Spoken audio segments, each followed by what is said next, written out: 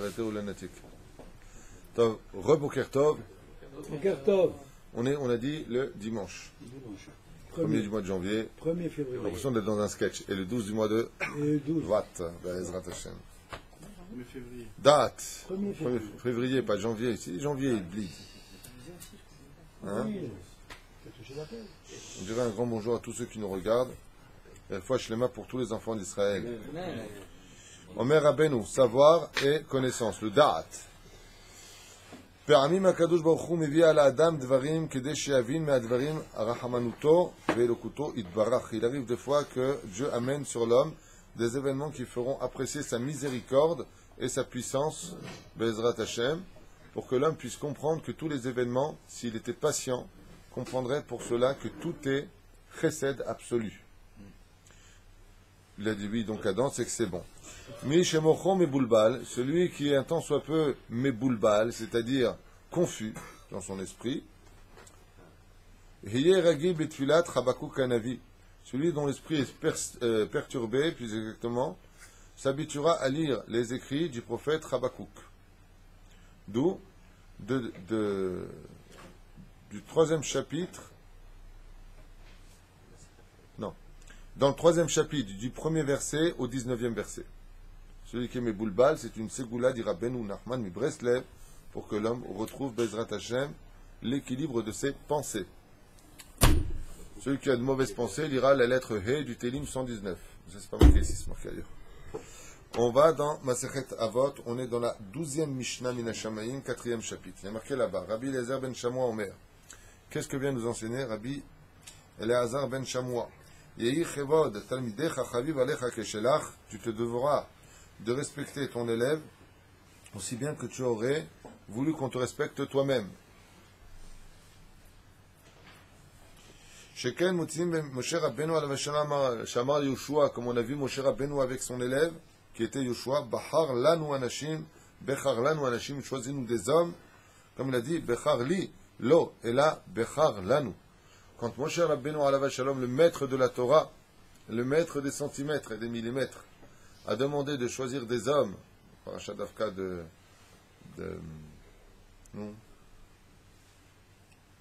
Yitro, sur le contraire, vous êtes vachement réveillés ce matin, vous avez tué. On n'a pas un qui aide ici. Modé.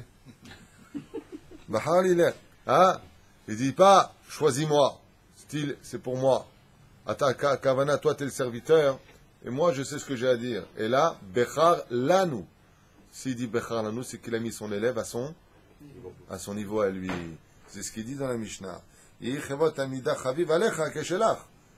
Mets toujours tes élèves à ton niveau. Que Dieu nous protège de cela.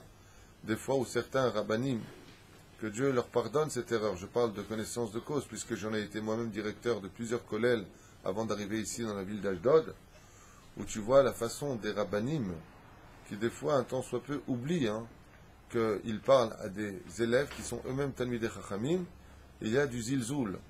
Une fois, j'ai dû quitter une place à cause de cela volontairement, à cause d'un rave qui s'appelait Agé, on l'appelait le rave Agé, parce que il parlait extrêmement mal avec ses élèves. Donc je lui ai dit, regardez, moi j'étais directeur là-bas sur place, responsable du collège et enseignant.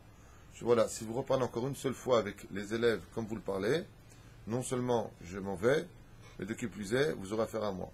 Résultat des cours, je suis parti et il a fermé son collège. Dvarim chaz v'shalom sur les zalzal betalmidei chachamim. Même s'il y a un rave, sur les zalzal bahem. On n'a pas le droit de dénigrer chaz v'shalom ceux qui étudient la Torah. Même si toi tu es rave, kol hakavod, aval ma'im atalmidim, tzich lechabed otam. Surtout qu'on sait qu'on a plus à apprendre de nos élèves que de nos propres maîtres, car les questions des élèves sont des fois plus pertinentes que les réponses de nos maîtres. On apprend beaucoup de nos élèves. Donc il a dit là-bas, Bechar lanu. Il n'a pas dit Bechar li, style moi je suis le taulier et toi tu es un bouffon. Mais la Mecha Saou Kemoto, il a fait de lui comme lui. Afal pi Shuaya Arav et Ushua Talmid, même si on sait que Moshe était le Rav et lui l'élève. Chuvot Chaverecha Kemorach Rabba, Sheken Motzim Be'aron, Shamar le Moshe dans le désert, Bi Adoni, Shaf pi She Moshe Aya Achiv, Bekatan Mimenu. On a vu que même si Moshe était le petit frère de Aaron, qu'est-ce qu'il lui a dit? Katan Mimenu, Asaou Kedvar Kerabo. Il a fait de lui son rave. Aaron avait 123 ans quand il est mort. Moshe avait 120 ans. Donc Aaron était Kohen Gadol. Et quand il parlait avec Moshe Rabbeinu, il appelait mon maître et mon rave. Comme on a vu avec le rave Kadouri, qui appelait le rave Ovadia Yosef alors qu'il était beaucoup plus âgé. Vod Rabbi Mori Rabbi, pardon. C'est pas parce que il est plus jeune qu'on ne doit pas apprendre de lui. J'avais donné cette explication pendant Shabbat Kodesh à propos du Aaron de Yosef Hatzadik. On avait expliqué, je fais une parenthèse avec votre permission, pour Yosef Hatzadik. Comment se fait-il qu'il ait eu besoin de rapporter les Hatzmot Yosef? Nous avions expliqué qu'à cette période, Moshe Rabbeinu était Kohen Gadol. Ce n'était pas encore le tour de Aaron d'être Kohen Gadol. Comment se fait-il donc qu'il ait pu rentrer en contact avec les ossements de Yosef? Nous avions expliqué que Moshe Rabbeinu a attendu l'occasion que les enfants d'Israël soient tous occupés à faire une mitzvah pour que lui soit maintenant obligé de faire mitzvah met, c'est-à-dire de s'occuper des ossements de Yosef. Comme Dieu avait donné l'ordre à Moshe de dire aux enfants d'Israël de récupérer l'or et l'argent en Égypte, eh bien, de la même façon, Moshe Rabbeinu, ayant vu que tout le monde était occupé, il pouvait s'occuper du mort. Donc, en tant que Kohen, un Kohen qui trouve un mort sur sa route, il peut tout à fait s'occuper du mort s'il n'y a personne d'autre que lui pour le faire. C'est ce qu'il a fait. Et tout cela pourquoi? Parce que Ben Israël Yatsou Hamushim. Vous allez comprendre quel rapport avec ce que je suis en train de vous expliquer maintenant. Hamushim Ben Israël Yatsou Me'eretz Mitzrayim. Ils sont sortis armés. Quelle était cette arme? Pas Péroucha d'avoir simplement 1 sur 5 ou 1 sur 50 sont sortis. Pas simplement avec des armes telles qu'on pourrait l'imaginer comme des fourches et des épées. Pas du tout. Chamushim Zéou Yosef Hatzadik. Ils sont sortis avec une arme, et cette arme c'était Yosef Hatzadik. Et en quoi c'était une arme? Parce qu'il a été Shomer Brit Mila, à le temps mort. Il y a un problème avec cette explication. Et pourquoi? Parce que les Hébreux en Égypte avaient pratiqué la Brit Mila, comme on le dit d'ailleurs, va au Marlach Bedamai Chai. C'est parce que j'ai le sang de la Brit Mila. Donc si on avait besoin du srout de la Brit Mila de Yosef Hatzadik pour ouvrir la mer, c'est pas valable comme explication. Lama, qui pas shoot meot, tous les enfants d'Israël avaient fait la Brit. Et on le dit, c'est par le mérite de la Brit Mila qu'on est sorti d'Égypte et de l'agneau pascal. Va au Marlach Bedamai Chai, va au Marlach Bedamai Chai. Ah, en quoi il a servi vraiment? C'est une grande question que posent les sages. Ils disent, ah, dans ce cas-là, alors pourquoi on a besoin du Aaron de Yosef? Parce qu'on a une Xerashava Vayanos. Il s'est sauvé, il s'est sauvé. Et alors, Asbirim Chazal, il dit que l'ange de l'océan, quand il a vu Moshe Rabbeinu venir vers lui, il lui a dit, je n'ai pas d'ordre à recevoir de toi. Et il lui a dit, pourquoi? Moi je viens au nom d'Hachem. Il lui dit, parce qu'il y a des hiérarchies sur terre. Moi j'ai été créé le 3e jour de la création, tandis que toi tu as été créé le 6e jour de la création. Il a dit, alors apportez le Aaron de Yosef Hatzadik. Quand l'ange a vu le Aaron de Yosef Hatzadik, il s'est tué. Il lui a dit, tu as appris maintenant des choses ou tu n'as pas appris? Il dit quoi? Il dit, toi, tata un l'ange, c'est te dire que toi, en fin de compte, tu es plus vieux que moi, je te dois du respect, tu n'as pas à m'écouter. Alors qu'est-ce que tu fais de Yosef qui était le plus jeune de ses frères et pourtant qui était le roi où tout le monde s'est prosterné devant lui? Ah, Matagid, l'ange de l'océan, il a dit, Shatakti. La reine, le Aaron de Yosef, Vayanos. On verra pourquoi il l'a dit. Mais pourquoi est-ce qu'il s'est retiré? Il dit, Kipashut Meod. Maintenant, j'ai vu que le plus petit des tribus, l'avant-dernier, a été le roi sur tous ses frères. Alors, même si je suis plus jeune que toi, je peux être aussi le roi sur toi. Donc, j'ai apporté une épreuve. Alors, le mot Vayanos, on n'a pas expliqué. Ça veut dire, il s'est retiré. Il dit, pourquoi? Parce que l'ange de l'océan, alors c'était la première explication. La deuxième explication que je vous donne, à propos de cette parenthèse, c'est d'expliquer que l'ange, en réalité, il a dit Moshe Rabbeinu, je ne fais des miracles, on ne peut changer la nature des choses que quand on a utilisé uniquement tous les moyens qu'on avait dans les mains. C'est-à-dire que quand tu as 100 shekels dans les mains, tu as besoin de 100 shekels, n'attends pas un miracle pour qu'ils viennent tes 100 shekels. Pourquoi? D'abord utilise ce que tu as, après on verra si je te fais un miracle. Ouais. Il dit, vous êtes sortis Chamushim, vous êtes sortis avec des armes, donc battez-vous. Pourquoi vous voulez que je vous fasse un miracle alors que vous êtes beaucoup plus nombreux que les Égyptiens? Alors allez vous battre. Moshe Rabbeinu, il a dit, apportez le Aaron de Yosef. Et quel rapport? Il dit, pas sous le nom du Ramban. Le Ramban, il dit, on se connaît tous la force de Yosef Hatzadik. Quand la femme de Poutiféra lui a pris son manteau et qu'elle l'a gardé comme preuve, pourquoi il lui a pas donné une gifle pour lui prendre? Un coup de rien du tout sur la tête de la femme de Poutiféra, il aurait pris son manteau, il n'y aurait pas eu de preuve. Alors Istam criait, on dit, attends, sur quoi tu te bases, t'as pas de preuve. Et là, il a préféré Vayanos, il a préféré se retirer. Et ça, j'explique que Yosef Hatzadik, il a réagi avec ce qu'on appelle la Karatatov. Il dit, malgré le fait que maintenant je risque ma vie, est-ce que moi je pourrais te manquer de respect, toi qui m'as accueilli dans ta maison, qui m'as donné à manger, qui m'as donné un travail?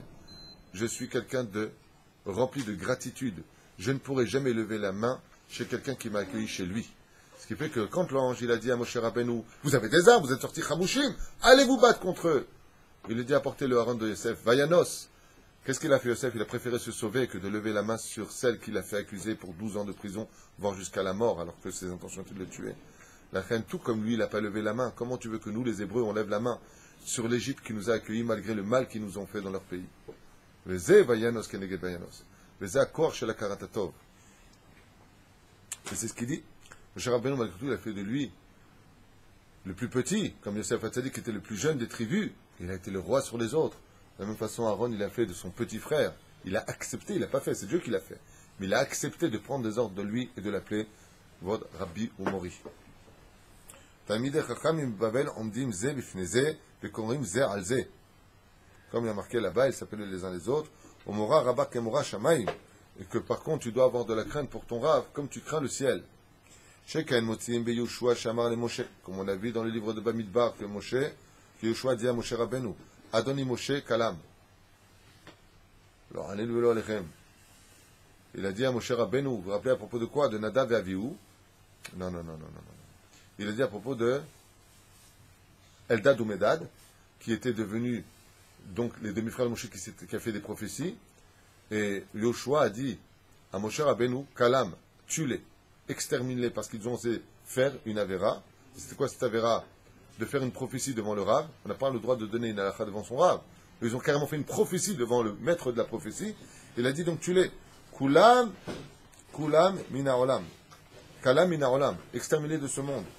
Chez Kevan, chez Mardou, Ken, Keilu, Mardou, Be'akadosh Baruch Hu, Be'chayim Kliya. Et pourquoi il lui a dit, comme il a marqué là-bas, au nom de Barthénoura, tout comme un homme qui trahit Dieu n'a plus à être chas de shalom, bien entendu, dans ce cas précis, avec la connaissance qu'on avait, tout comme un homme qui trahit Hachem, il est chayav mita. Et d'où est-ce que tu apprends que le respect d'un rab il est aussi grand que le respect qu'on a pour Dieu? C'est que quand Yoshua Binoun a vu qu'ils avaient prophétisé alors que Moshe était dans le camp, il a dit Kalam. Et d'où est-ce que Yoshua Binoun, il aurait pu dire extermine-les? Ça va pas ta tête? D'où est-ce qu'il a pris ça? Que celui qui fait Neged Ratzon Hashem, il est chayav mita, il est kliya. Donc lui aussi il est chayav mita. Il dit tout comme si ça était arrivé à Hachem, on l'aurait fait. De la même façon, si ça arrive au prophète de Dieu, Moshe Rabbeinu alav shalom, le plus grand de tous les prophètes. Tosfot Yom Tov Imvoar Shama Lo Meshve Otam Legamre Sheim Kan Akol Shave. Et là, Inyan Achibou Vechule Vechule. Et je vous libère, puisqu'on a quand même attrapé l'idée générale. Baruch Hashem. Puisqu'on les mises, votre masim tovim. Kol tout.